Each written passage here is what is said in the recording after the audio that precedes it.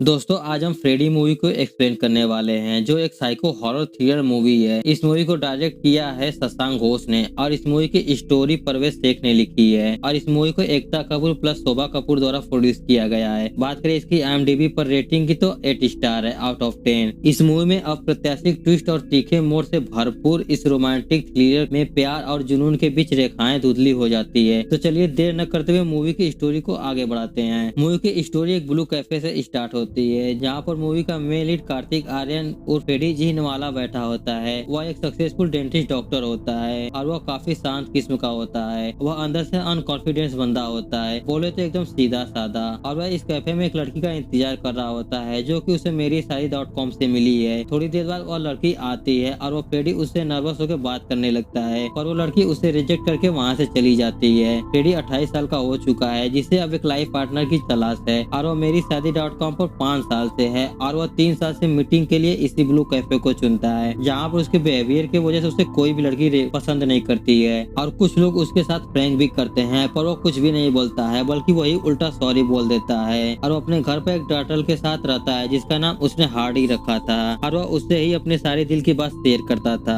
और वो उसका इकलौता फ्रेंड होता है। और उसकी 2 आंटी भी होती हैं, परसेस और शहनाज, जो उसका बचपन से ही ख्याल रखती हैं। इसके माता पिता की बचपन में ही मृत्यु हो गई थी और कैसे हुई थी हमें थोड़ी देर आगे पता चलेगा। एक दिन फ्रेडी अपने आंटी शहनाज के साथ एक शादी में गया होता है जहाँ पर उसकी आंटी एक लड़की को देखकर बोलती है कि फ्रेडी वो तुम्हें देखकर मुस्कुरा रही है, यानी वो तुम्हें जरूर जानती होगी, तुम्हें उससे बात करनी होगी। फिर फ्रेडी आंटी के फोर्स करने पे उसके पास जाता है और उससे बात करने की कोशिश करता है पर वो नर्वस हो जाता है और उस लड़की का नाम कायनाज होता है। थोड़ी देर बाद उसका पति रुस्तम ईरानी आ जाता है और उसे लगता है कि फ्रेडी उसके साथ फ्लर्ट कर रहा है और फ्रेडी को बहुत बुरा भला बोलता है और धक्का देकर नीचे गिरा देता है। फिर वो अपने बीवी को लेकर यहाँ से चला जाता है। रात को फ्रेडी सो रहा होता है तो उसे उसी लड़की के सपने आने लगते हैं। फिर वह लड़की उसके क्लिनिक में भी आती है। फ्रेडी को लगता है कि वो इसका विजन है। तभी कायनाज उसे बोलती है तो उसे यकीन हो जाता है कि ये सच में आई है। फिर वह उसे कल के लिए सॉरी बोलती है और कहती है कि मेरे पति ड्रिंक के बाद ओवर पॉजिटिव हो जाते हैं। फिर फ्रेडी उसके अकल टूथ को चेक करता है और एक्सरे करके एक्सटेंशन की सलाह देता है। यहाँ पर कायनाज फ्रेडी की मॉम रूबी जिनवाला की फोटो देखती है जो कि एक फेमस जेलो प्लेयर होती है और वो बोलती है कि मैं इनकी बहुत बड़ी फैन हूँ, मैंने इन्हीं को देखकर जेलो प्ले करना सीखा है पर मेरी शादी हो गई तो सब कुछ छूट गया है। अब तो फ्रेडी को उसके साथ हैप्पी फैमिली वाले सपने भी आने लगते हैं कि काश उसके साथ एक छोटी सी फैमिली होती।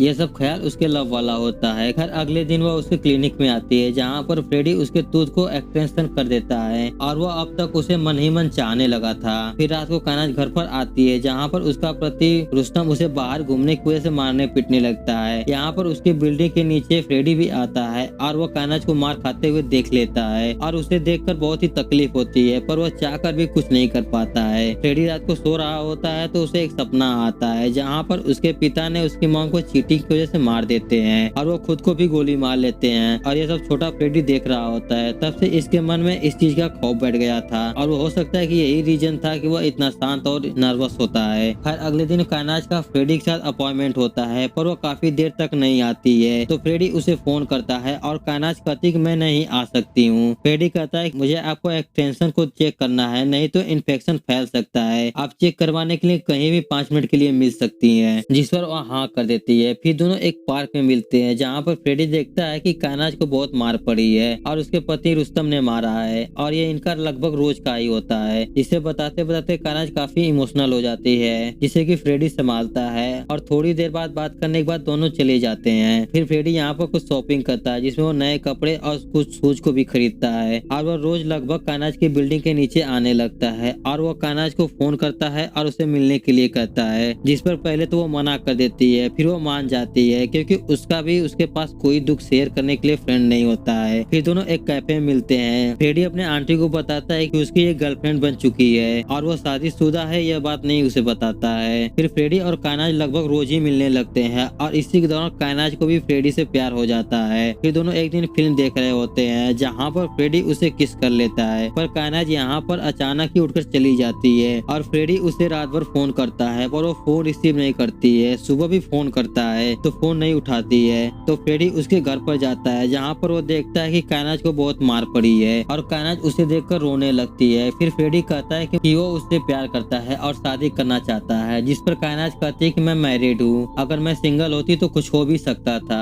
अगर मैंने उसे छोड़ दिया तो वह मुझे मार डालेगा। फिर वो फ्रेडी को यहाँ से जाने के लिए कहती है क्योंकि रुस्तम आ गया तो इन दोनों को ही जान से मार देगा। फिर रात को फ्रेडी बहुत गहराई में जाकर सोचता है। अगले दिन वो दोनों फिर से एक पार्क में मिलते हैं जहाँ वो फ्रेडी रुस्तम को मारने की बात करता है। ये सुनकर कायनात शौक हो जाती है और कहती है कि तुम पागल हो गए हो क्या, आई कांट डू इट। फिर फ्रेडी कहता है कि जाओ तुम तो उसी जिंदगी में रोज मार खाओ, और कायनात के पास भी कोई और ऑप्शन नहीं होता है तो वह हाँ कर देती है। जब फ्रेडी कहता है कि सब कुछ मैं करूंगा, तुम्हें टेंशन लेने की जरूरत नहीं है, आज से हम दोनों एक हफ्ते के लिए no phone call, no message, no meeting. इसके बाद फ्रेडी उसके साथ शादी वाले सपने भी देखने लगता है और रुस्तम पर नजर रखने लगता है। एक दिन वो अपने पिता की गन को निकालता है और वो रुस्तम के मारने के लिए निकल पड़ता है। उसका प्लान होता है उसे गन से शूट करने का, पर उसके पैर में हड़बड़ में गड़बड़ हो जाती है और ब्रेक की जगह एक्सीलेटर दब जाता है, जिसकी वजह से रुस्तम का एक्सीडेंट हो जाता है और वो काफी ज्यादा डर जाता है। पर ये रोड काफी खाली होता है, यहाँ पर कोई भी नहीं दिख रहा होता है। तो फ्रेडी हिम्मत करके उसके ऊपर गाड़ी चढ़ा देता है और उसे कुचलकर वहाँ से बाय रोड अपने फार्म हाउस करजत के लिए निकल जाता है। और फ्रेडी यहाँ अपने फार्म हाउस में एक हफ्ते रहता है। इधर पुलिस भी रुस्तम के किलर को पकड़ने की कोशिश करती है, पर उनके पास कोई भी क्लू नहीं होता है और वह केस को ना बंद करते हुए बल्कि तहकीकात को चालू करने का फैसला करते हैं। एक हफ्ते बाद फ्रेडी वापस आता है और वो सीधे कायनात के घर पर जाता है। यहीं पर फ्रेडी की जिंदगी बदलने वाली होती है। जब कायनात का दरवाजा खुलता है तो वहाँ पर एक लड़का होता है जो कि कायनात का बॉयफ्रेंड रेमंड होता है, जिसे देखकर फ्रेडी के होश ही उड़ जाते हैं और उसके दिल के टुकड़े हो जाते हैं। कायनात का पहले से अफेयर होता है और वो दोनों मिलकर रुस्तम को पहले से ही रास्ते से हटाना चाहते थे, पर उन्हें तलाश थी एक सीधे साधे बंदे की जो इन्हें फ्रेडी मिला, जो इनका काम कर दिया। जहाँ पर कायनात ने फ्रेडी को यूज एंड थ्रो किया है। फिर फ्रेडी कायनात को गुस्सा करने लगता है और वो कुछ बोल पाता इससे पहले ही रेमंड उससे मारने लगता है और यहाँ से भगा जाता है। इतना सब होने के बाद फ्रेडी को बहुत ही दुख होता है, वो अंदर से टूट जाता है, उसे प्यार के नाम से नफरत होने लगती है और वो फर्श पे ही सो जाता है। इधर कायनात और रेमंड एक साथ होते हैं जहाँ पर अब रुस्तम का रेस्टोरेंट इनका होने वाला है। कायनात ने रुस्तम के बिजनेस को हथियाना चाहती थी और वो उसी के लिए 2 साल से मार खा रही थी। अब फाइनली उसका बिजनेस कायनात का होने वाला है। फिर फ्रेडी यहाँ पर वो सारे नए कपड़े जला देता है जो उसने कायनात से मिलने के लिए खरीदा था और वो सब कुछ भुलाकर अपनी उसी जिंदगी में लौट जाता है। लेकिन जब वो अकेला होता है तो बहुत ही रोता है और वो अपने आंटी से बताता है कि उसका ब्रेकअप हो गया है। एक दिन वो उसी के रेस्टोरेंट पे जाता है जहाँ पर वो फालूदा ऑर्डर करता है। उसे देखकर रेमंड और कायनात उसे जलाने की कोशिश करने लगते हैं, फिर भी वो फालूदा ऑर्डर करता है। फिर रेमंड एक फालूदे में थूक देता है और उसे फ्रेडी को पीने के लिए कहता है, फिर भी फ्रेडी उसे पी जाता है और यह बात दोनों को काफी अजीब लगती है। यहाँ पर फ्रेडी को तो गुस्सा बहुत आता है पर वो शांत रहता है। फिर कायनात उससे पूछती है कि तुम क्या चाहता है, जिसे फ्रेडी कहता है कि वह उससे माफी मांग ले,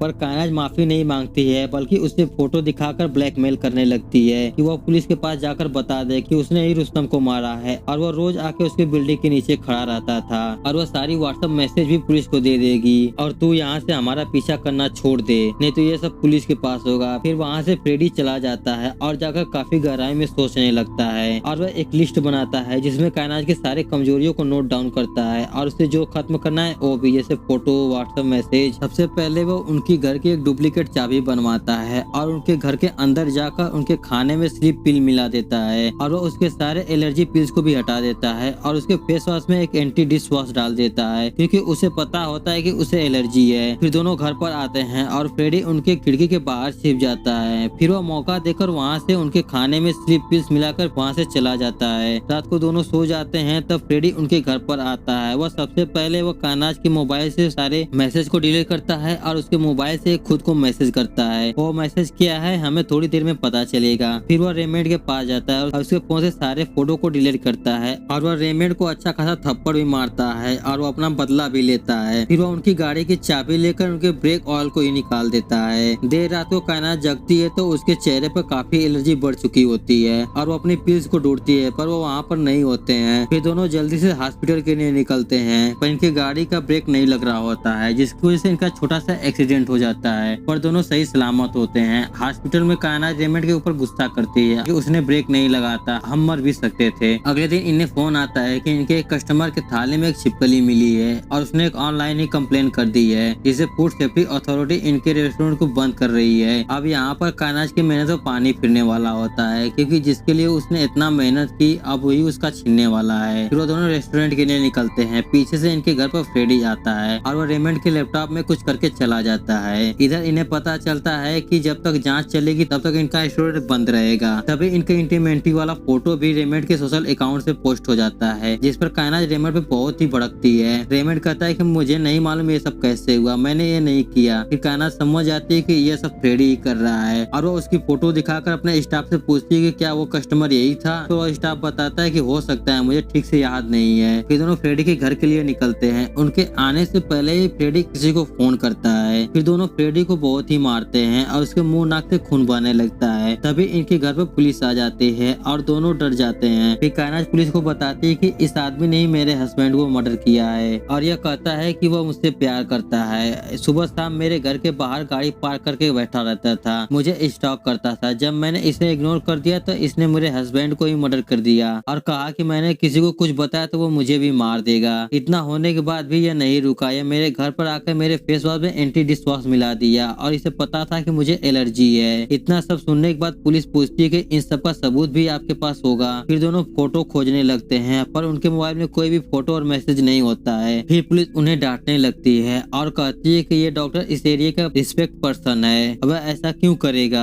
और फ्रेडी से भी पूछती है कि वह इन दोनों के खिलाफ कंप्लेंट करना चाहता है। फिर फ्रेडी मना कर देता है और पुलिस उन्हें यहाँ से डांट कर भगा देती है और फ्रेडी से कहती है कि अगर ये तुम्हें फिर से परेशान करे तो हमें कॉल करना जरूर। फिर सभी जाने के बाद फ्रेडी के चेहरे पे एक हल्की सी मुस्कान आती है क्योंकि ये सब इसका ही प्लान होता है। फिर कायनात घर पर आकर कहती है कि उसका घर तोड़ दो, उसका क्लिनिक जला दो, कुछ भी करो। जिस पर रेमंड कहता है कि अगर हमने ऐसा कुछ किया तो पुलिस हम पर ही शक करेगी क्योंकि उनके नजर में पहले से ही हम हैं। फिर उन्हें एक आइडिया आता है और यह आइडिया क्या है हमें थोड़ी देर में पता चलेगा। अगले सीन में फ्रेडी अपने आंटी के साथ होता है जहाँ पर वो आंटी से पूछता है कि मेरे मम्मा का अफेयर था, स्कूल में सब यही सब बोलते थे। जिस पर आंटी बताती है कि हाँ ये सच था और इसी के चलते ही तुम्हारे पिता ने उसे मारा था और यही सच है और तू भी इसे एक्सेप्ट कर ले। रात को फ्रेडी जब घर पे आता है तो वह देखता है कि उसका सारा सामान बिखरा हुआ है और उसे एक बुलेट भी मिलती है। वह तुरंत ही कायनात को फोन करता है और कहता है कि तुम्हारा मैसेज मुझे मिल गया है, मुझे बुलेट मिली है जो तुम लोगों ने छोड़ी है। फिर कायनात कहती है कि हमने कोई भी बुलेट नहीं छोड़ा है। फिर फ्रेडी कहता है कि वैसे ही जैसे मैंने तुम्हारे घर में कोई सांप नहीं छोड़ा है। फिर दोनों के यहाँ पर डर लगने लगता है, उन्हें लगता है कि उनके घर में सांप है और दोनों डर के मारे दूसरे जगह होटल में रहने के लिए चले जाते हैं। थोड़ी देर बाद दोनों नोटिस करते हैं कि उसने चीप बुलेट के बारे में बात की। फिर दोनों उससे फोन करते हैं और कहते हैं कि हमने तुम्हारे हार्डी का सूप बनाकर पी लिया है। यह सुनने के बाद फ्रेडी की हालत खराब होने लगती है, वो काफी ज्यादा दुखी हो जाता है और वो सीसीटीवी में देखता है कि रेमंड और उसके दोस्त ने मिलकर हार्डी को ले गए हैं और फ्रेडी का यहाँ पर एक ही दोस्त हार्डी था जिसका भी उन्होंने सूप बनाकर पी गए। अगले दिन फ्रेडी हार्डी के सारे सामान को दफनाता है और उसका फ्यूनरल करता है और वह अपने फार्म हाउस को खाली करवा लेता है। फिर वह एक होमलेस आदमी को पैसा देता है और उससे कुछ कहने के लिए कहता है। दूसरी तरफ कायनात अपने घर में सारी जगहों पे सीसीटीवी लगवाती है और उन्हें यहाँ पर कोई भी सांप नहीं मिलता है। फिर वह होमलेस आदमी पुलिस के पास जाता है और वो बताता है कि रुस्तम का एक्सीडेंट होते हुए उसने देखा है और उससे बस गाड़ी के आखिरी 4 नंबर ही याद है। फिर पुलिस उस गाड़ी की डिटेल निकलवाती है तो वो गाड़ी फ्रेडी की होती है। फिर पुलिस फ्रेडी के पास जाती है और उसे पूछती है। फ्रेडी यहाँ पर काफी नर्वस हो जाता है और कहता है कि वो लोग मुझे मार देंगे। फिर पुलिस उसे प्रोटेक्शन देने के लिए कहती है। फिर फ्रेडी बताता है कि कायनात ईरानी का मुझे एक रात फोन आया था, उसकी कार खराब हो गई थी तो उसे मेरी कार चाहिए थी। शाम को उसका बॉयफ्रेंड रेमंड लेकर गया और 1 घंटे बाद मेरी कार लेकर आ गया और मैंने देखा कि कार के बम्पर पर खून लगा हुआ है और मैं समझ गया कि कायनात और रेमंड ने ही मिलकर रुस्तम को उड़ा दिया है। मैंने तुरंत कायनात को फोन किया और कहा कि मैं सब कुछ पुलिस को बता दूंगा। तो उसने धमकी भरा मैसेज भेजा और मैंने उन्हें बताया कि मैं पुलिस को कुछ भी नहीं बताऊंगा। फिर भी उन्होंने मुझे बहुत मारा, अगर आप उस दिन नहीं आते तो वो लोग मुझे मार ही देते हैं। कुछ दिनों पहले मेरे टर्टर हार्डी को भी वो लोग ले गए और उसे मारकर सूप बनाया और घर के बाहर एक बुलेट भी छोड़ दिया। फिर फ्रेडी यहाँ पर उन्हें सारे मैसेज और रिकॉर्डिंग पुलिस को दे देती है। फिर कायनात को पुलिस का फोन आता है और वो पूछताछ करने के लिए बुलाती है। थोड़ी देर बाद उन्हें फ्रेडी का भी फोन आता है और फ्रेडी बताता है कि वो पुलिस को सब कुछ बता चुका है और वह इस किस्से को यहीं पर खत्म करना चाहता है और वो अपने फार्म हाउस जा रहा है। तो वो दोनों वहीं पर आके उससे फेस टू फेस सॉरी बोलते हैं और वो अपना लोकेशन पिन कर देता है और वो आखिरी में कहता है कि वो एक सूटकेस लेके यहाँ है, उसे मामा का कुछ सामान लाना है फार्म हाउस से जो भूल गया है। फिर दोनों उसके फार्म हाउस पे जाते हैं जहाँ पर ये दोनों फ्रेडी को यहीं पर मारने का प्लान बनाते हैं, जहाँ पर फ्रेडी उनका वेलकम करता है और उनके सामने ही एक गन निकाल कर रख देता है। कायनात उसे अपने बातों में फंसाती है और वो चुपके से उस गन को ले लेती है पर वो वो गन खाली होता है। यहाँ पर फ्रेडी एक डायलॉग बोलता है कि अगर पेशेंट ही गोली देगा तो डॉक्टर क्या देगा, और कहता है कि हार्डी को तुम्हें नहीं मारना चाहिए था। फिर रेमंड उसे मारने की कोशिश करने लगता है, पर फ्रेडी उसे इलेक्ट्रिक शॉक देकर बेहोश कर देता है। फिर वो कायनाज को भी बेहोश कर देता है। इधर पुलिस के पास ये दोनों नहीं आए होते हैं और उनका फोन भी बंद होता है, तो पुलिस को इन पर गहरा शक होने लगता है। इधर दोनों को होश आता है तो वह दोनों एक डेंटल चेयर पर बंधे होते हैं और उनके पास फ्रेडी सारे डेंटल इक्विपमेंट को लेकर आता है। यहीं पर कायनाज उसे बताती है कि रेमंड ने हार्डी को मारा है और मैंने कुछ भी नहीं किया है। इतना सुनने के बाद फ्रेडी को इतना गुस्सा आता है और वो गुस्से में रेमंड की तरफ देखता है, जहाँ पर रेमंड इतना डर जाता है कि उसकी पैंट ही गीली हो जाती है। फिर वह दोनों इन दोनों को एक चांस देता है कि अगर कायनाज ने सेलो प्ले कर दिया तो वह उन दोनों को छोड़ देगा। जहाँ पर उसे बजाना तो दूर की बात है, पर उस पर कायनाज को पकड़ना भी नहीं आता है और कायनाज ने यह झूठ उसके माँ पर बोला होता है। फिर वह उसे वैसे ही बांध देता है। फिर वह रेमंड के सारे दांत को उखाड़ देता है और उसे मार देता है। इधर इनके घर पर पुलिस आती है और पुलिस को उन्हीं की सीसीटीवी मिलती है, जिसमें कि दोनों एक बड़ा सा सूटकेस लेकर घर से निकल रहे हैं। मतलब साफ है कि ये दोनों पकड़े जाने के डर से ये दोनों शहर ही छोड़कर भाग गए हैं। दूसरी तरफ फ्रेडी रेमंड को दफनाकर कायनाज के पास पहुंचता है, जहाँ पर वो उसके सारे दांत को उखाड़ देता है। फिर फ्रेडी उसे जिंदा ही दफना देता है और दोनों कब्र के बीच में लेट जाता है और कहता है कि वो आज भी उससे प्यार करता है। और इस मूवी की यहीं पर हैप्पी एंडिंग हो जाती है। उम्मीद करता हूँ कि हमारी एक्सप्रेशन आपको पसंद आई होगी। पसंद आई हो तो वीडियो को लाइक करें और ऐसे एक्सप्रेशन वीडियो देखने के लिए इस चैनल को सब्सक्राइब करें।